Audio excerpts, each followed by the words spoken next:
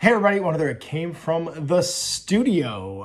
It is Monday, the 19th of April, and I just spent the whole weekend outside, so I haven't really been doing anything related to GMG. I was getting my arms all torn up by yard work and skateboarding and biking with the kids. We had like one nice day of weather here on Sunday, and so it's been raining. It's April showers time here in Canada, which means everything's nice and green and pollen's exploding everywhere, but it's not particularly like nice outdoor times for the kids, so I took advantage yesterday and didn't do very much paying attention to my phone or what's been going on the internet. So I came back and kind of did my morning coffee. The kids are doing online school at their mom's, and I am sort of like just catching up on all my GMG stuff, and apparently I've been tagged in about 7 million different posts and gotten a whole bunch of inboxing about all the drama circulating about Curse City over the weekend.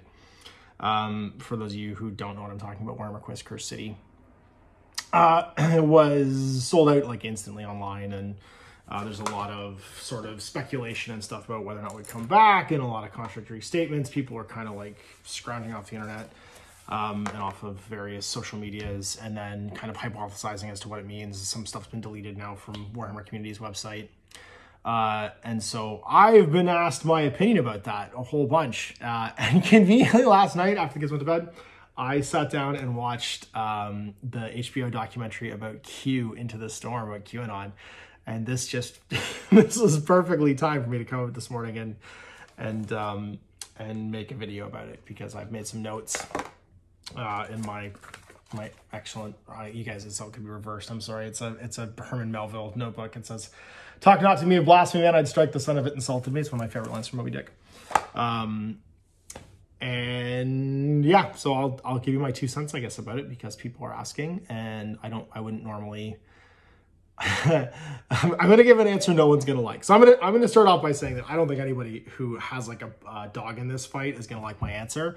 And I'm gonna preface the whole thing with a caveat. Then I'm gonna tell a long rambling story about the industry, and then give whatever I think my opinion is at the end. So buckle up, and if you want to just skip that and hear my opinion at the end, I guess just skip to the end of this video, the last like 30 or 40 seconds. So the caveat, I did work for Games Workshop. A bunch of stuff in Facebook groups actually was talking about reviews of the game, and people pointed out that I did work for Games Workshop for a long time. I worked there for almost 14 years, and that's true, but I haven't worked there in 7 years. And so my first caveat, I wrote down, so I'm gonna say it right. Yes, I did work there. No, I don't have any insider knowledge. I'm just a fan. I don't have any insider knowledge. Most of the people I worked with at Workshop are gone now. There's a few old guard that are still there. And that, you know, like I wouldn't ask about this kind of stuff because it's none of my business. Like it doesn't matter to me. I'm just a fan. I like the products and stuff. And two, yeah, I did I sent a copy to review, and I did that, and I'm going to make a whole separate video about that, because that was the other half of the drama that was in all my inboxes and stuff this week, but I figured I'm going to keep those 2 things separate. So yeah, so I don't know anything. I have no insider knowledge. I don't have any like insight into that. I did have a copy sent to me to review a couple days before the pre-orders went up. But all of my experience with the product is exactly that. It's just with the product. So I don't know anything else. But what I do have experience with, and I can speak from some knowledge of, is the industry in general, in making tabletop products and the process of that and all of those things, because that I do have a lot of experience with, so I can speak with some authority on that stuff. And I can speak in generalities. So this is a generality that isn't just about Games Workshop, but is about just making things in general, board games and tabletop games and all the components and stuff that go into that. So let's talk about that then. So let's just set the scene in Fair Verona. I'm getting very like booky today. So you have a box game product, and it contains multiple components. It contains a bunch of cardboard, it contains a bunch of paper product like books and printing and stuff like that, and it contains a bunch of miniatures. And you're a business, and you make those things. Parts of that you make yourself, parts that you make through contract with other businesses who can make it for you cheaper and better, because they just have the stuff to do those things. And so, for instance, if you are a company that has a bunch of plastic casting machines, you can make the plastic casting components in your own location. You might make them months and months in advance, and then you wait for stuff to show up to assemble that finished product, like the packaging, the actual physical box it goes into, all of the like paper components, like the pamphlets and stuff that are in there, the flyers, even the actual cardstock. But you're not a business that owns, you know, multi-million-dollar like die cutting machines and printing machines for things like heavy cardstock. And we as a community got very used to cardboard products, because in the late 80s and early 90s, it became all of a sudden incredibly cheap to get those things printed and shipped to be assembled in various places all over the world. It was done in the US, it was done in you know, the Europe and Britain.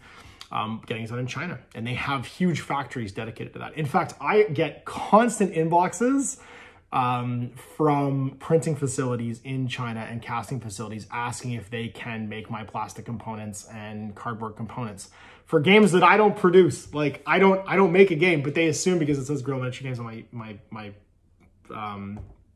my Facebook and my social media presence that I'm a game making company. They don't actually know, they don't do any research, but they just cold call me to say like, hey, are you gonna make a board game? Here's a deal, here's all the specs, here's what you can do.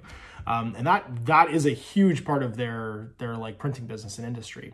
And then enter sort of like the late stage, you know, sort of where we are now in like our sort of capitalist market. It's still pretty much cheaper to get it done there, but it's also more expensive now because you have to incorporate shipping it. It used to be way cheaper to ship things than it is now, and faster. And so when you have to do things like wait for container ships, they don't stick 75 tons of cardboard on an airplane and fly it from China to the UK. They stick it on a boat and it slow boats its way over there. And so the plan for a product like a big box game that contains plastic and cardboard components is months long. It doesn't start, you know, right before release. It doesn't just show up in the warehouse and a team of like 6 people assemble it. That stuff has to get assembled months and months in the past. And so the plan to get those things made and done is a very long staged one. And when you're juggling, let's say, I don't know, 52 of those a year because you're a huge multi-million-dollar corporation, that's a logistics problem. That's a big logistics problem. And you then have to balance which ones come out when and how many of them can you do per year and how much can you fit in a container ship. And I think that when you get to a certain scale, we as the consumer stop appreciating that is a huge actual material, logistic, and planning challenge for a company. And we just expect that it's done and it's on time and it's always like ready to go. And so, I mean, we get mad when like our Amazon Prime delivery doesn't show up. If I order like a washer, like some component for like something I need to fix in my house, like for my dishwasher, it doesn't show up like the next day, I'm like furious. But I have to think that like that came from somewhere, got stuck in an envelope by someone, and then showed up at my house. So what I should really be appreciating is that it's a miracle it shows up the next day ever, and that's amazing. And then if I do have to wait for it a few days, then I'm like, who cares? Who gives a shit? I'll be more mad if someone steals it off my porch than if it shows up a little bit late. So that kind of sets our scene. So imagine the challenge now of doing like, even if you just did like 2 of those a month, if you're going to do, let's say, you know, 24 of those a year, that's a big logistical challenge. And imagine now you release 4 or 5 of those a month. That's an even bigger one. And everything has to be part of this plan. Like every box of models you make, every big box game has to be part of it. Every book you print has to be part of it. Like all of a sudden you're juggling tons and tons of plates. You know, you're spinning million plates on sticks, and it's a big challenge. So then enter a worldwide pandemic. So here's part number 2. All of a sudden, the whole world has like increased shipping times and logistical challenges getting things through ports and things being invoiced and things being put on quarantine. And you don't know when your stuff goes on a boat if yours is the stuff that's going to get extra searched, or, you know, gets mixed in with like a bunch of stuff that needs to be quarantined, or someone puts a box of, you know, bats or snakes on it, and all of a sudden there's a huge like lockdown and your stuff is just stuck there. You don't know if that's going to happen. And even without that having happened, things can just get slowed down and take days and weeks and stuff to get there. And this affects everybody. In fact, if you backed my good friend Sean Sutter's Kickstarter from Metal King Studios for the latest Relic Blade thing, he had to overcome those challenges all year this year. He had tons of what would normally take like, you know, 2 to 3 weeks, and he'd planned for it to take 2 to 3 weeks, take like 2 to 3 months. For things like print material or cardboard or packaging or things that he's sourced. And it's not like he's building a new relationship with somebody or trying to get a better deal. or the cost is changing, which could also be factors, mind you. Like those are also things where like you have to now, if you can't get it fast somewhere else, you jump and try to get it faster somewhere else, but then you can't get it for the right price. That's a whole other bailiwick. Just trying to do it the way you normally do it gave him a huge challenge this year. And that's on a tiny scale. Like he's doing one Kickstarter this year. He's trying to do one a year. And it was a big challenge for him to get stuff. And that's something he was open about and communicated about and people were fine with because they're huge fans of his product. But it's not a thing that only affects big companies. It affects everybody.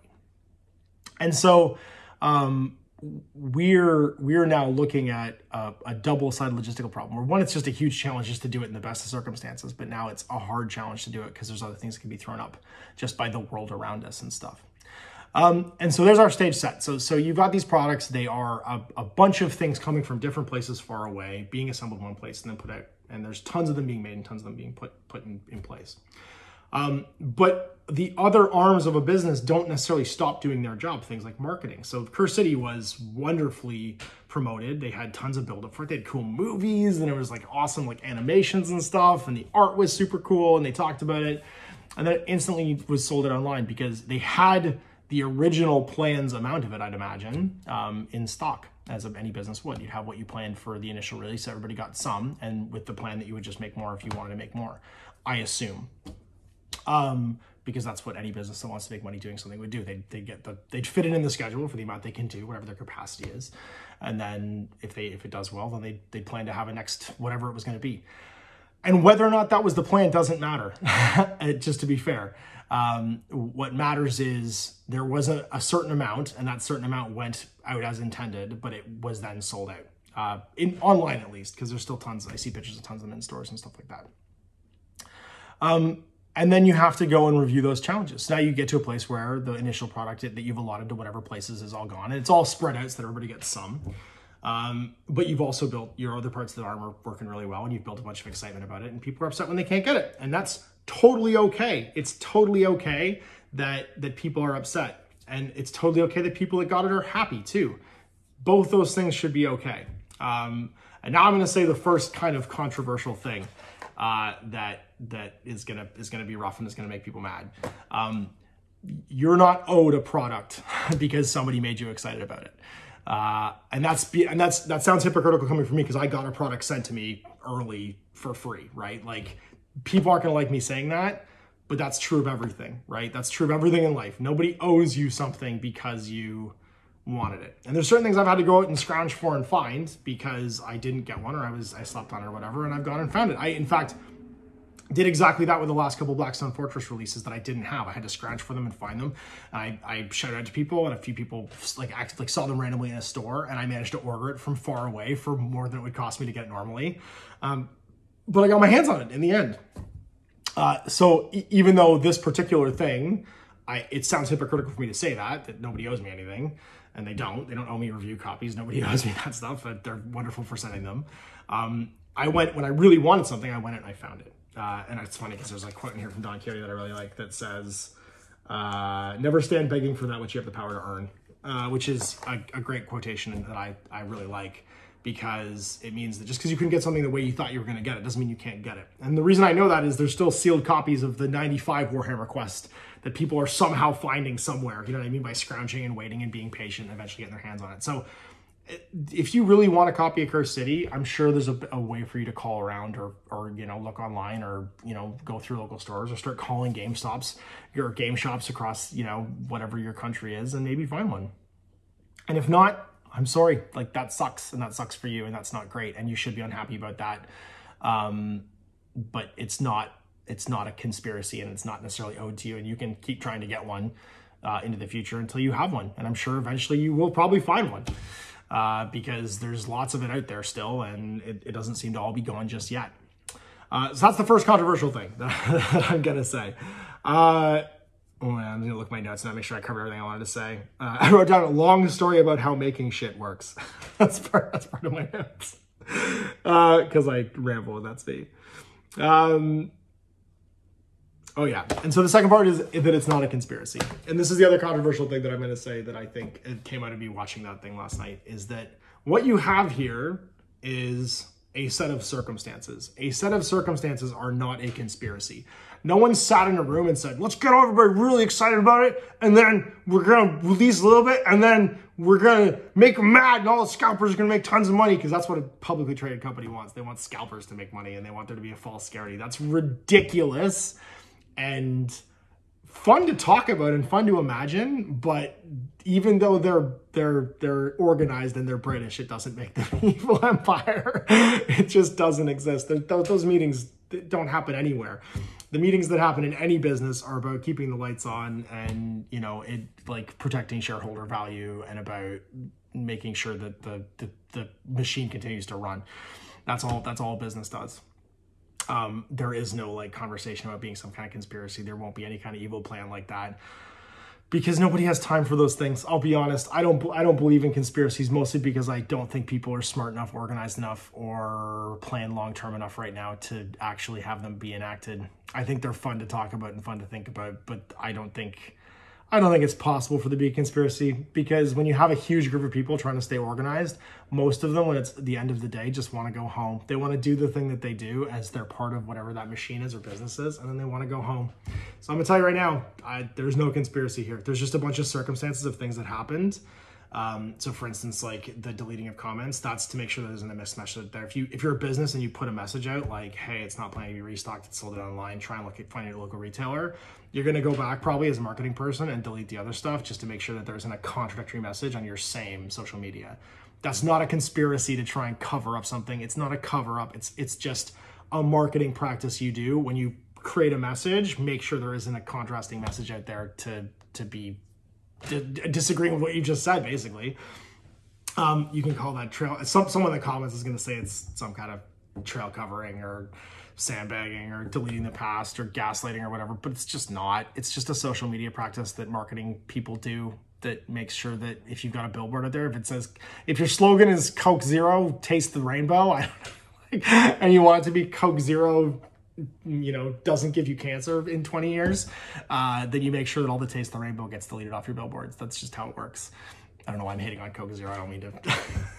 I'm just making up a stupid slogan. Yeah, there's no conspiracy out there. And that's the other controversial thing I'm going to say is that there's just a business that is dealing with all the challenges the businesses are dealing with. They had a really hot product. They marketed it really well. Not everybody could get it. People are upset. And I'm hopeful maybe that they can find a way to get it in the future. But it isn't a conspiracy because people, generally speaking, aren't smart enough for conspiracies or long-term thinking enough or organized enough. And no business on earth, if they could make more money by selling the thing they make, doesn't just go and make more money by selling the thing they make. That's what they're trying to do. They're business. They just want to make more and sell more. If they could do it, they would do it.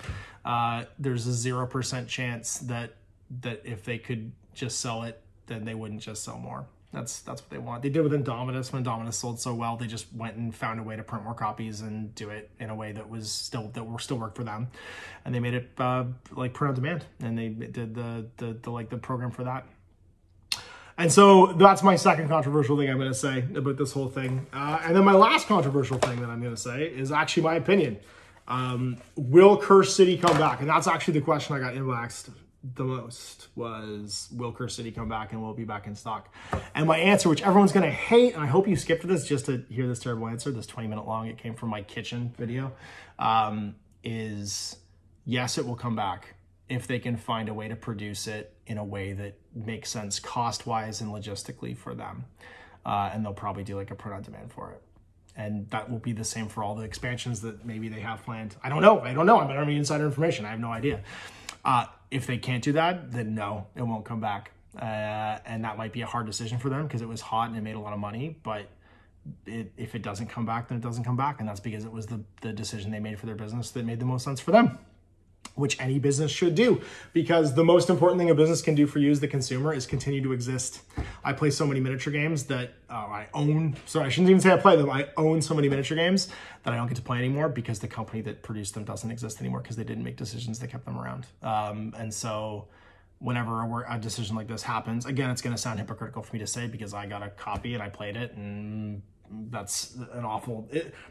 I'm not going to not say something that's uncomfortable just because it makes me sound like a hypocrite, because I don't think I am a hypocrite in this case. It's just me speaking the truth. if a company makes decisions that are going to ensure that they continue to exist in the long term and, you know, continue to be profitable and make them in a way, even if they're not, like, if it doesn't like threaten their existence, like this doesn't threaten Games Workshop's existence, whether Curse City sells well or doesn't sell well or comes back or doesn't come back. They're a big enough company, they can absorb all that. But what I like is when they are consistent in their decision making. If they always make decisions that are based on, you know, putting their business long-term first, then they're going to be around for a long time. And I think Workshop, more than any other company on earth, has proved that in the tabletop world. So my answer is yes and no. Yes, it will come back if they can make it make sense for them, and they are fully within their rights to change their mind, because that's what businesses are allowed to do. They own it. It's their property. No, it won't come back if they can't do those things. And so there's my sort of like long rambling story about this whole Curse City thing. I do want to do another one of these videos about reviews and my review process, because that was a whole other thing I got tagged into and didn't really respond to on Facebook. It had to do with Curse City and my review of it and stuff. And it might be useful. You guys might enjoy actually hearing my thoughts on reviews process and reviewing and stuff. And to sort of clear the air about that. But I'll do that tomorrow. Anyway, big thanks for watching. I hope you enjoyed this. Feel free to disagree with me and rage at me in the comments, or agree with me and rage at me in the comments too, or whatever you guys want to do. But people asked, and I have, like, instead of me responding 27 million times into like DMs and Facebook threads and stuff like that, I figured I'd just do this video, and people can link it and share it and do whatever they want if they want the answer. So see you next time for another It Came From the Studio / my kitchen. Till then, I'm Ash. We're gaming.